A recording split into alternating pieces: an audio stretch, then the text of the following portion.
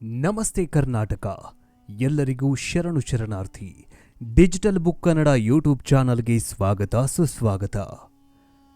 ಬಂಧುಗಳೇ, ಕಲ್ಲಿನ ಕೋಳಿ ಕೂಗುತ್ತೈತೆ, ಕಲ್ಲಿನ ಬಸವ ಕೂಗುತ್ತಾನೆ, ಗುಲಗಂಜಿಯ ಕಪ್ಪ ಒಡೆದೋದ್ರೆ ಪ್ರಳಯ ಆಗುವುದು ಗ್ಯಾರಂಟಿ. ಹೀಗೆ ನಮ್ಮಲ್ಲಿ ತರಾತುರಿಯ ನಂಬಿಕೆಗಳು, ನಮ್ಮಲ್ಲಿ ಒಂದಲ್ಲ ಒಂದು ಪ್ರದೇಶಗಳಲ್ಲಿ ಇಂತಹ ವಿಶೇಷ ನಂಬಿಕೆಗಳು ಇರುತ್ತೆ. ನಮ್ಮ ತುಮಕೂರಿನ ಪಕ್ಕದಲ್ಲಿರೋ ಚೇಳೂರಿನಲ್ಲಿ ಕಲ್ಲಿನ ಬಾವಿ ಉಕ್ಕಿ ಮರಳಿ ಬಸವ ಗುಟ್ರು ಹಾಕಿ ಊರ ಮುಂದಿರುವ ಕಲ್ಲಿನ ಕೋಳಿ ಕೂಗಿ ಬಿಟ್ರೆ ಕಲಿಯುಗ ಅಂತ್ಯವಾಗತ್ತೆ ಅಂತ ನಂಬಿಕೆಗಿದೆ. ಇದೇ ತರಹದ ನಂಬಿಕೆ ಆಂಧ್ರ ಪ್ರದೇಶದಲ್ಲೂ ಇದೆ.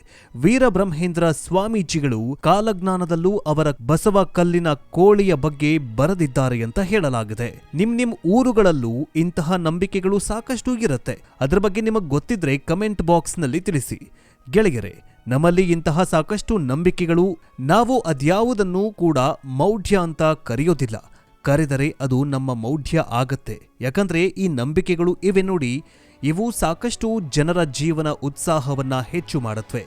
ಅವರಿಗೆ ಅವರ ಮೇಲೆ ಒಂದು ನಂಬಿಕೆಯನ್ನ ಕೊಡುತ್ತಾ ಇರುತ್ತವೆ. ನಾಳೆನೇ ಪ್ರಪಂಚ ಪ್ರಳಯವಾಗಿ ಬಿಡತ್ತೋ ಎನ್ನುವ ಭಯಕ್ಕಿಂತ ಕಲ್ಲಿನ ಬಸವ ಕೂಗುವವರೆಗೂ ಈ ಪ್ರಪಂಚಕ್ಕೆ ಏನೂ ಆಗೋದಿಲ್ಲ.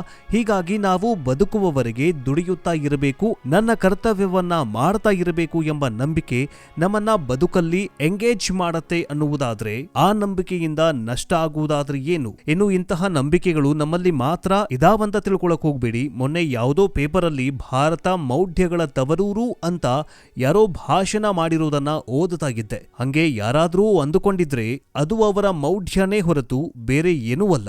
ಯಾಕಂದ್ರೆ ನಮಗಿಂತ ಹೆಚ್ಚಿನ ಇಂತಹ ನಂಬಿಕೆಗಳು ವಿದೇಶಗಳಲ್ಲೂ ಇವೆ.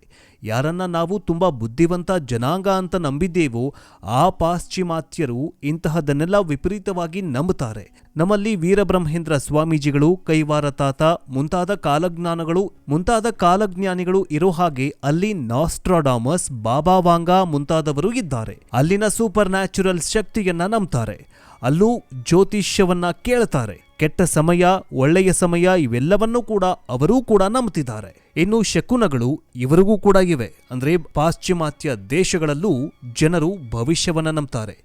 ಇನ್ನು ಅವರು ಕೂಡ ಸ್ವರ್ಗ ನರಕದ ಬಗ್ಗೆ ನಂಬಿಕೆಗಳನ್ನ ಹೊಂದಿದ್ದಾರೆ. ಇಂತಹ ಮೌಢ್ಯಗಳನ್ನ ನಂಬಿದ್ರೆ ತಪ್ಪೇನಿಲ್ಲ, ಅದು ಅವರವರ ವಿವೇಚನೆಗೆ ಬಿಟ್ಟಿದ್ದು. ಈಗ ಪಾಶ್ಚಿಮಾತ್ಯ ಜಗತ್ತು ಇದೆಯಲ್ಲ, ಅವರಲ್ಲಿ ಇಂತಹದ್ದೇ ಒಂದು ನಂಬಿಕೆ ವಿಪರೀತ ಸದ್ದು ಮಾಡ್ತಾಗಿದೆ. ಜೊತೆಗೆ ಅವರ ಒಂದಷ್ಟು ಆತಂಕಕ್ಕೆ ಕೂಡ ಕಾರಣವಾಗಿದೆ. ಅಂದಹಾಗೆ ಅವರ ಆತಂಕಕ್ಕೆ ಕಾರಣವಾಗ್ತಾ ಇರೋದು ಒಂದು ಮೀನು, ಓವರ್ ಫಿಶ್. ಅದನ್ನ ಜನ್ ಡೂಮ್ಸ್ ಫಿಶ್ ಅಂತಲೂ ಕೂಡ ಕರೀತಾಗಿದ್ದಾರೆ. ಡೂಮ್ಸ್ ಡೇ ಫಿಶ್ ಬಗ್ಗೆ ನಂಬಿಕೆಗಳು, ಭಯದ ಬಗ್ಗೆ ಹೇಳುವ ಮುನ್ನ ಈ ಮೀನಿನ ಬಗ್ಗೆ ಒಂದಿಷ್ಟು ಮಾಹಿತಿಯನ್ನ ಕೊಡ್ತೀವಿ. ಗೆಳೆಯರೆ, ಶತಮಾನಗಳ ಹಿಂದೆ ವಿದೇಶಿ ವ್ಯಾಪಾರಗಳನ್ನ ಮಾಡೋದಕ್ಕೆ ಸಮುದ್ರ ಮಾರ್ಗವನ್ನ ಬಳಸ್ತಾಗಿದ್ವಿ. ನಾವಿಕರಿದ್ರಲ್ಲ, ಅವರ ಕಣ್ಣಿಗೆ ಆ ಸಮುದ್ರ ಮಾರ್ಗದಲ್ಲಿ ದೊಡ್ಡ ದೊಡ್ಡ ಮೀನುಗಳು, ಡ್ರ್ಯಾಗನ್ಗಳು ಕಾಣಿಸ್ತಾಗಿದ್ವಂತೆ. ಅವುಗಳನ್ನ ಸೀ ಪರ್ಸೆಂಟ್ಗಳು ಅಂತ ಕರಿತಾಗಿದ್ರು. ಸೀ ಪರ್ಸೆಂಟ್ ಅಂತಂದ್ರೆ ದೊಡ್ಡ ದೈತ್ಯಾಕಾರದ ಹಾವಿನಂತಹ ಮೀನುಗಳು. ಆ ಪೈಕಿ ಈ ಡೂಮ್ಸ್ ಡೇ ಕೂಡ ಒಂದಾಗಿದೆ. ಸರಿಸುಮಾರು 20 ರಿಂದ 30 ಅಡಿಗಳಷ್ಟು ಉದ್ದದ ಮೀನಾಗಿರತ್ತೆ. ಅದರ ಬಾಯಲ್ಲಿ ಕೋರೆಗಳು ಬಹಳ ಶಾರ್ಪ್ ಆಗಿ ಇರ್ತವೆ ಅಂತ ನಾವಿಕರು ದಾಖಲೆಯನ್ನ ಮಾಡ್ತಾರೆ. ಈ ಬಗ್ಗೆ ಆಧುನಿಕ ಜಗತ್ತಿನ ಸಂಶೋಧನೆ ಒಂದಿಷ್ಟು ಹುಡುಕಾಟವನ್ನ ಮಾಡತ್ತೆ. ಅವರಿಗೆ ಸಮುದ್ರದಲ್ಲಿ ಇಂತಹ ದೊಡ್ಡ ಮೀನುಗಳು ಕಾಣಿಸ್ತಾ ಇದ್ವು. ಆದರೆ ಹಿಂದಿನವರು ದಾಖಲು ಮಾಡಿದಂತೆ ಅದರ ಬಾಯಲ್ಲಿ ಚೂಪಾದ ಹಲ್ಲುಗಳೇನೂ ಇರಲಿಲ್ಲ. ಆಧುನಿಕ ಸಂಶೋಧಕರು ತಮಗೆ ಕಾಣಿಸಿದ ಉದ್ದದ ಮೀನುಗಳನ್ನ ಬೆಳ್ಳಿ ಬಣ್ಣದಲ್ಲಿ, ನೀರಿನ ಒಳಗಿರುವ ಅತ್ಯಂತ ತೆಳುವಾದ ಮೀನುಗಳು ಅಂತ ದಾಖಲು ಮಾಡಿದ್ದಾರೆ. ಈ ಬಗ್ಗೆ ಇದಕ್ಕೆ ಓರ್ ಫಿಶ್ ಎಂಬ ಹೆಸರನ್ನು ಕೂಡ ಇಡಲಾಯಿತು. ಈ ಮೀನು ದೊಡ್ಡ ಅನಾಕೊಂಡದಂತೆ ಕಾಣಿಸಿದ್ರೂ ಕೂಡ ತೆಳುವಾಗಿ ಮೈಯನ್ನ ಹೊಂದಿರತ್ತೆ. ಅಲ್ಲಿಯವರೆಗೂ ಇದೊಂದು ದೈತ್ಯಾಕಾರದ ಮೀನು, ಹಡಗುಗಳನ್ನ ಸುತ್ತು ಹಾಕಿಕೊಂಡು ಸಮುದ್ರದ ಒಳಗೆ ಎಳೆದುಕೊಂಡು ಹೋಗಿ ಬಿಡತ್ತೆ ಎನ್ನುವಂತಹ ಸಾಕಷ್ಟು ವಿಚಿತ್ರ ನಂಬಿಕೆಗಳು, ಕಥೆಗಳು ಇದರ ಸುತ್ತಮುತ್ತ ಇದ್ವು. ಆದರೆ 1972 ನಂತರ ಈ ಮೀನಿನ ಬಗ್ಗೆ ಜಗತ್ತಿಗೆ ಒಂದಿಷ್ಟು ಅಸಲಿ ಮಾಹಿತಿ ಸಿಗೋದಕ್ಕೆ ಶುರುವಾಗತ್ತೆ. ಓವರ್ ಫಿಶ್ ಸಮುದ್ರದಿಂದ ಸಣ್ಣ ಸಣ್ಣ ಮೀನುಗಳನ್ನು ಮೈ ಬಣ್ಣದಿಂದ ಆಕರ್ಷಿಸಿ ಅವುಗಳನ್ನು ಬೇಟೆಯಾಡೋದಕ್ಕೆ ಶುರು ಮಾಡ್ತಾರೆ. ಹಾಗೆಯೇ ಈ ಓವರ್ ಫಿಶ್ಗಳು ಶಾರ್ಕ್ಗಳು, ವೇಲ್ಗಳು ತಿಂದು ಮುಗಿಸುತ್ತವೆ. ಸಮುದ್ರದ ಆಳದಲ್ಲಿರುವ ವಿಶೇಷ ಜಲಚರಗಳಲ್ಲಿ ಈ ಓವರ್ ಫಿಶ್ ಎನ್ನುವುದು ಕೂಡ ಒಂದು ಅತ್ಯಂತ ಸಂಶೋಧಕರು ಹೇಳಿದ್ದಾರೆ.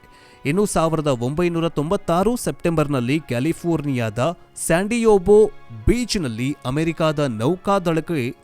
ಅಮೆರಿಕಾದ ನೌಕಾದಳಕ್ಕೆ ಬೃಹದಾಕಾರದ ಇಂತಹದೊಂದು ಮೀನು ಕಾಣಸಿಕ್ಕಿದ್ದು, ಇದು 7 ಕಿಲೋಮೀಟರ್ನಷ್ಟು ಉದ್ದ ಇದ್ದು ಅದೇ ಇದುವರೆಗೂ ಕಾಣಿಸಿರುವಂತಹ ಅತಿ ದೊಡ್ಡದ ಓವರ್ ಫಿಶ್ ಅಂತ ಹೇಳಲಾಗುತ್ತೆ. ಅಲ್ಲದೆ ಈ ಮೀನುಗಳು 8 ಕಿಲೋಮೀಟರ್ನಷ್ಟು ಉದ್ದವಾಗಿ ಬೆಳೆಯುತ್ತವಂತೆ ಹೀಗಂತ ಸಂಶೋಧಕರು ಹೇಳ್ತಾರೆ.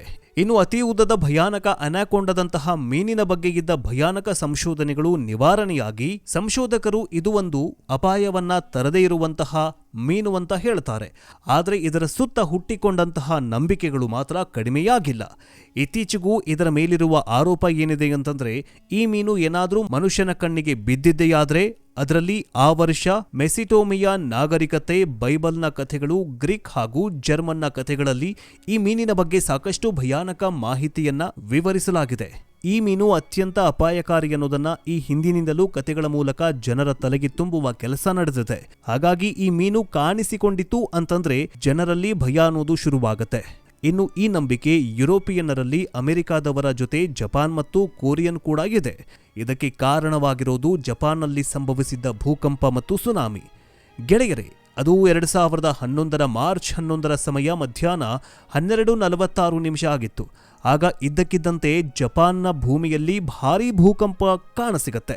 9 ಮ್ಯಾಗ್ನಿಟ್ಯೂಡ್ನಲ್ಲಿ ಸಂಭವಿಸಿದ ಈ ಭಯಂಕರ ಭೂಕಂಪಕ್ಕೆ ಜಪಾನ್ ತತ್ತರಿಸಿ ಹೋಯಿತು. ಮುಖ್ಯ ಭೂಮಿಯಿಂದ 72 ಕಿಲೋಮೀಟರ್ ದೂರದವರೆಗೆ ಸಂಭವಿಸಿದ ಕಂಪನದ ಕಾರಣದಿಂದ ಜಪಾನ್ಗೆ ಸುನಾಮಿ ಬಂದ ಪಳಿಸತ್ತೆ.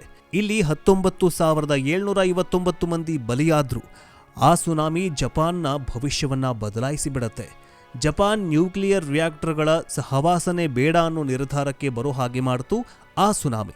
ಅಷ್ಟೊಂದು ದೊಡ್ಡ ದುರಂತ ಅಲ್ಲಿ ಸಂಭವಿಸ್ಬಿಡ್ತು. ಅರೆ, ಅದಕ್ಕೂ ಈ ಮೀನಿಗೂ ಏನು ಸಂಬಂಧ ಅಂತ ಅಂದ್ಕೊಳ್ತಿದ್ದೀರಲ್ವಾ? 2011ರಲ್ಲಿ ಭೂಕಂಪನ ಹಾಗೂ ಸುನಾಮಿ ಉಂಟಾಗುವ ಸ್ವಲ್ಪ ದಿನಗಳ ಮುಂಚೆ ಈ ಡೋಮ್ಸ್ ಮೀನುಗಳು ಜಪಾನಿನ ಕರಾವಳಿ ತೀರದಲ್ಲಿ ಕಂಡು ಬಂದಿದ್ದು ಅವುಗಳನ್ನು ನೋಡಿದ ಜಪಾನಿಗರು ಹೆದರಿದ್ರಂತೆ. ಅಲ್ಲದೆ ಅವರ ನಂಬಿಕೆಗಳು ಹುಸಿಯಾಗಿರಲಿಲ್ಲ.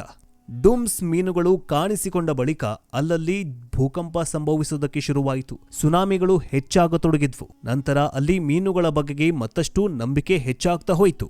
ಹಾಗಾಗಿ 2011ರ ಮೊದಲು ಕೂಡ ಜಪಾನ್ನಲ್ಲಿ ಸಾಕಷ್ಟು ಸುನಾಮಿಗಳು ಆಗಲೂ ಆ ಮೀನು ಏನಾದರೂ ಕಾಣಿಸಿಕೊಳ್ಳುತ್ತಾ ಗೊತ್ತಿಲ್ಲ. ಆದರೆ 2011ರಲ್ಲಿ ಮಾತ್ರ ಹೀಗಾಯ್ತು.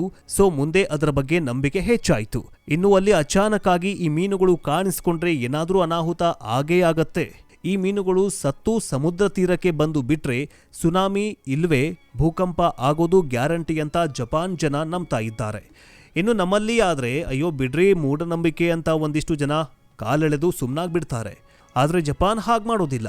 ಜಪಾನ್ ನಂಬಿಕೆ ಹಿಂದೆ ಏನಾದರೂ ಕಾರಣ ಇದೆ ಅನ್ನೋದನ್ನ ಸಂಶೋಧನೆ ಮಾಡೋದಕ್ಕೆ ಜಪಾನಿಗರು ಮುಂದಾಗ್ತಾರೆ. ಯಾಕಂದ್ರೆ ಈ ನಂಬಿಕೆಗಳು ಇರ್ತಾವಲ್ಲ, ಶತಮಾನಗಳ ಹಿಂದಿನಿಂದಲೂ ಬಂದಿರುತ್ತೆ.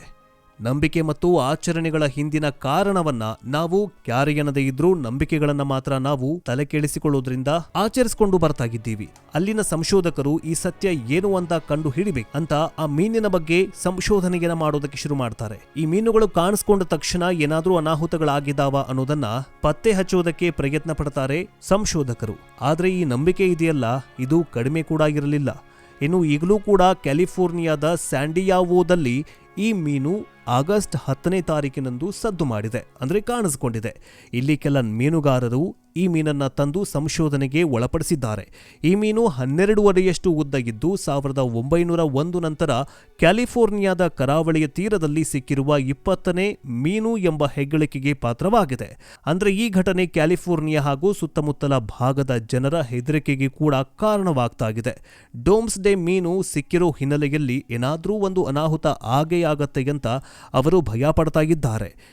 ಆದರೆ ಸಂಶೋಧಕರು ಮಾತ್ರ ಅಂಥದ್ದೇನೂ ಆಗೋದಿಲ್ಲ, ಹೆದರಬೇಡಿ ಅಂತ ಧೈರ್ಯ ತುಂಬೋ ಕೆಲಸವನ್ನ ಮಾಡ್ತಿದ್ದಾರೆ. ಆದರೂ ಆ ಜನರ ನಂಬಿಕೆ, ಭಯ ಅವರದ್ದು, ಅವರಿಗೆ. ಈ ನಂಬಿಕೆಗಳು ಹಾಗೂ ಭಯ ಇದೆಯಲ್ಲ, ಇವು ಕೂಡ ಒಂಥರ ಮನೋರಂಜನೆಯನ್ನ ಕೊಡ್ತವೆ. ನಿಮಗೇನನ್ಸುತ್ತೆ ಈ ಒಂದು ಮೀನಿನ ಬಗ್ಗೆ ಕಮೆಂಟ್ ಮೂಲಕ ತಿಳಿಸಿ. ಮುಂದಿನ ವಿಡಿಯೋದಲ್ಲಿ ಇಂತಹ ವಿಸ್ಮಯಕಾರಿ ಸುದ್ದಿಗಳೊಂದಿಗೆ ಭೇಟಿಯಾಗೋಣ. ಜೈ ಹಿಂದ್, ಜೈ ಕರ್ನಾಟಕ.